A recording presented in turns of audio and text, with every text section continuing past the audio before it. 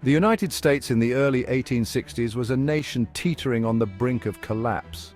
The issue of slavery had long divided the country, creating a chasm between the North and the South. The North, with its burgeoning industrial economy, increasingly viewed slavery as a moral abomination and a threat to its vision of a free society. The South, heavily reliant on slave labor for its agricultural prosperity, saw any attempt to restrict or abolish slavery as an existential threat to its way of life. This fundamental disagreement over slavery permeated every aspect of American life, fueling bitter debates over states' rights, economic policy, and westward expansion. Each side viewed the other with suspicion and distrust, their differences seemingly irreconcilable. The election of Abraham Lincoln, a staunch opponent of slavery's expansion in 1860, proved to be the breaking point. Southern states, fearing that Lincoln's presidency would spell the end of their way of life, began to secede from the Union. South Carolina led the way, followed by Mississippi, Florida, Alabama, Georgia, Louisiana, and Texas.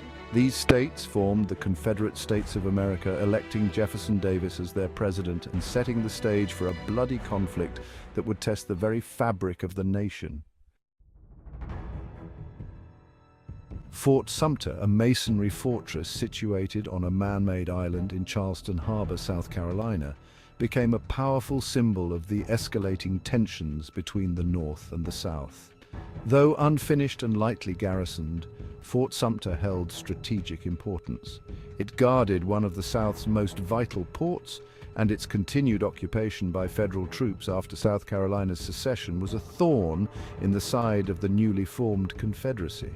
For the Confederacy, Fort Sumter represented a foreign entity occupying their territory, a daily reminder of the Union's refusal to recognize their secession. The Confederate government was determined to seize the fort, viewing its capture as a crucial step in asserting its sovereignty and legitimacy. The Union, however, was equally determined to hold on to Fort Sumter. President Lincoln recognized the fort's symbolic importance, understanding that its surrender would be seen as a sign of weakness and embolden the Confederacy. He authorized a relief expedition to resupply the fort, hoping to avoid a military confrontation but also sending a clear message that the Union would not be easily intimidated. The weeks leading up to the first shots at Fort Sumter were marked by diplomatic efforts and military preparations. President Lincoln sought a peaceful resolution but refused to abandon Fort Sumter. Both sides reinforced their positions in Charleston Harbor. The Confederacy, under General Beauregard, positioned artillery around the harbor. Inside Fort Sumter, Major Anderson prepared his garrison for a siege. As tensions mounted, the nation watched and waited. A sense of dread and inevitability settled upon the country. The fateful moment arrived on April 12, 1861.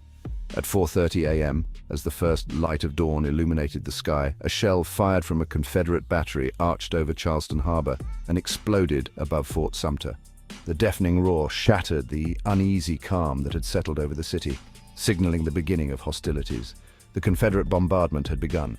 Anderson had received an ultimatum from Beauregard, demanding the fort's surrender, which he had politely but firmly refused. The Confederate general, under pressure from his superiors to assert Confederate control over the harbor, had reluctantly ordered the bombardment to commence. Anderson, outnumbered and outgunned, chose to hold his fire, conserving his limited ammunition and hoping for the arrival of the Union relief expedition that Lincoln had promised. As the sun rose higher in the sky, the bombardment intensified. Confederate batteries surrounding the harbor unleashed a relentless barrage of artillery fire, raining shells and shot upon the fort. Inside Fort Sumter, Major Anderson and his men found themselves in a desperate situation. The fort's walls, though thick, were not designed to withstand prolonged bombardment from modern artillery. Shells crashed into the fort, sending showers of brick and mortar flying through the air. Fires broke out, threatening to engulf the entire structure. Despite the perilous conditions, Anderson's men responded with discipline and courage. They manned their guns, returning fire as best they could, but their efforts were hampered by their limited supplies and the accuracy of the Confederate bombardment. They fought bravely, knowing that they were heavily outgunned and that relief was unlikely to arrive in time. Anderson, a devout Christian, gathered his men for prayer, seeking solace and strength in their faith. He knew that the odds were stacked against them, but he was determined to defend the fort to the best of his ability, upholding his oath to the Union and inspiring his men with his own unwavering resolve. The situation inside the fort grew increasingly dire as the bombardment continued relentlessly. Across the harbor, General Beauregard directed the Confederate bombardment from his headquarters. A skilled artillerist, he had carefully planned the attack, positioning his batteries to maximize their effectiveness against the fort. He watched through his field glasses as shells rained down on Fort Sumter, the explosions sending plumes of smoke and debris into the air. Beauregard was not a fire eater. He had hoped to avoid bloodshed, preferring a negotiated settlement. However, he was also a loyal son of the South, committed to the Confederate cause. When ordered by his government to seize Fort Sumter, he carried out his duty with military precision, even as he recognized the gravity of his actions. The bombardment continued unabated throughout the day and into the night. The Confederates, their spirits high after successfully silencing the fort's guns, celebrated their victory. They believed that the capture of Fort Sumter would be a relatively bloodless affair, a symbolic victory that would demonstrate the Confederacy's resolve and perhaps persuade the Union to recognize their independence.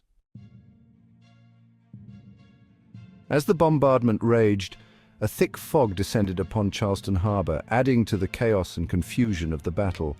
The fog obscured the fort from the Confederate gunners, forcing them to temporarily cease their fire.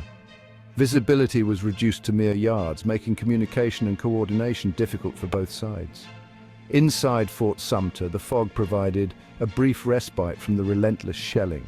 Anderson and his men took advantage of the lull to assess their situation, put out fires, and tend to their wounded. The air was thick with smoke and the smell of gunpowder, the silence punctuated by the groans of the injured and the muttered prayers of exhausted men. Despite the respite, the situation inside the fort remained dire. The bombardment had taken its toll. The fort was a shambles, its walls battered, its interior a scene of devastation. Yet despite the overwhelming odds and the desperate situation, Anderson refused to surrender. The Confederate bombardment resumed with renewed fury when the fog lifted on the morning of April 13th. The Confederate gunners, their accuracy aided by the clearer visibility, concentrated their fire on the fort's remaining defenses.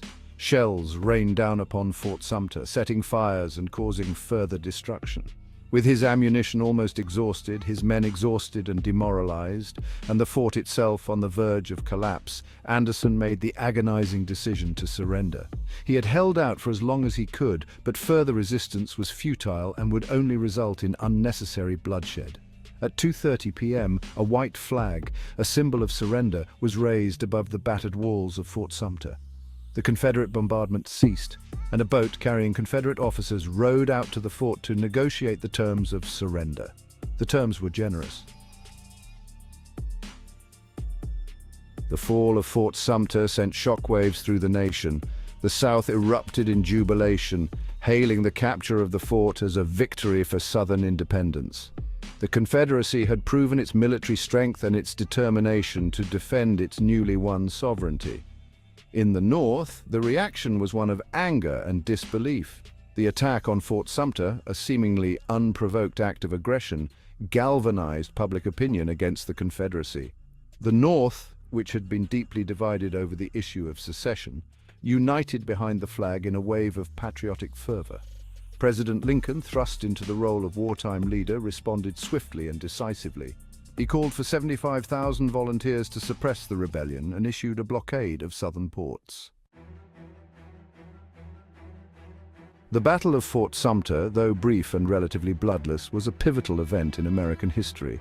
It marked the beginning of the bloodiest conflict ever fought on American soil, a war that would claim the lives of over 600,000 Americans and leave an indelible scar on the nation's psyche. The battle also exposed the deep divisions that had been festering within American society for decades. The issue of slavery, long a source of contention and debate, had finally led to open warfare, pitting brother against brother in a fight for the very soul of the nation. The fall of Fort Sumter served as a grim prelude to the long and bloody conflict that lay ahead.